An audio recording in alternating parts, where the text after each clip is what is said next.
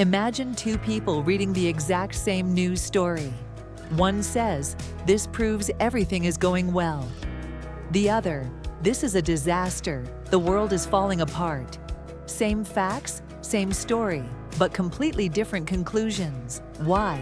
Because none of us actually sees the world as it is. We see it through the filter of our own beliefs. That's what I want to talk to you about today, how the brain fills in reality. In 2019, researchers at MIT showed that when we expect to see or hear something, our brain actually changes the way it processes information. In other words, we don't just notice reality, we shape it before it even arrives. Think about walking down a dark street at night. You hear a rustle in the bushes. Instantly, your brain jumps. Danger. Maybe it's just a cat. But to your brain, it feels like a threat. The same happens with children opening gifts. Before they even lift the wrapping paper, they see the toy they hope is inside. The brain isn't a camera, it's more like a film director, editing and adding scenes to fit the story we already believe. Mental shortcuts. Our brain has to deal with a flood of information every second. To save energy, it uses shortcuts. These shortcuts often help, but they can also trick us. If you like someone at first sight, you'll probably assume they're also smart and kind, even if you don't know them at all. That's why companies like Apple build such beautiful products. If the phone looks perfect, we believe everything else about it must be perfect too.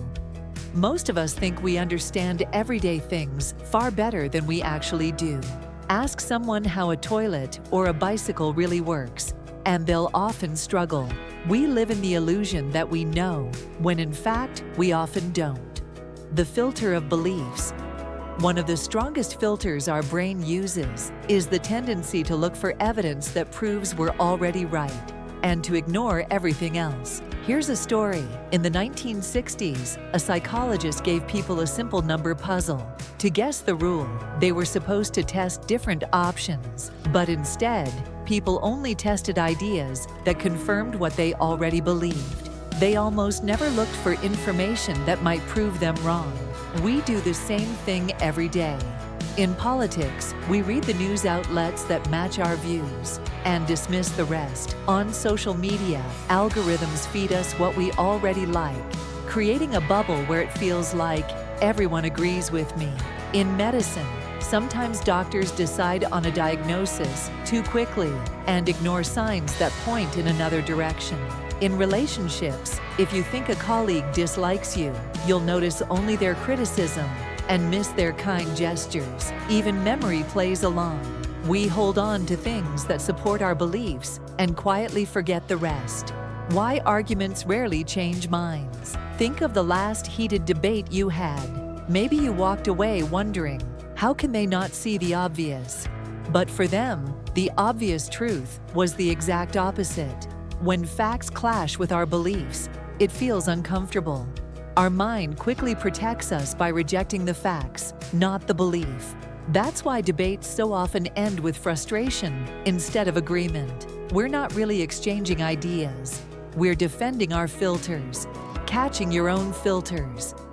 Here are a few simple questions. Do I read only the news I already agree with? Do I feel a little thrill when I find proof I was right? Can I clearly say, if I saw this evidence, I would change my mind? If these questions feel hard to answer, that's your filter at work. What we can do. We can't escape these mental habits completely, but we can soften their impact. Some practical ways. Look for the opposite. If you believe coffee is bad, read studies about how it can be good. Play devil's advocate. Argue against your own opinion, just to see what comes up. Write it down. Making a list of pros and cons on paper forces the brain to face facts it might ignore. Think like a scientist. Scientists don't just try to confirm their theories. The real goal is to test them, to try to break them. That's what makes knowledge stronger. One famous physicist, Richard Feynman, put it simply, the first principle is that you must not fool yourself, and you are the easiest person to fool. So here's the big idea.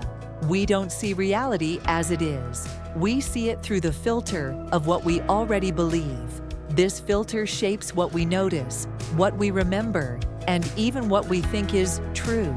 And that's why real freedom begins with doubt. Not the kind of doubt that paralyzes us, but the kind that frees us to see more. When you stop searching only for proof and allow yourself to question, you open the door to a wider, truer world.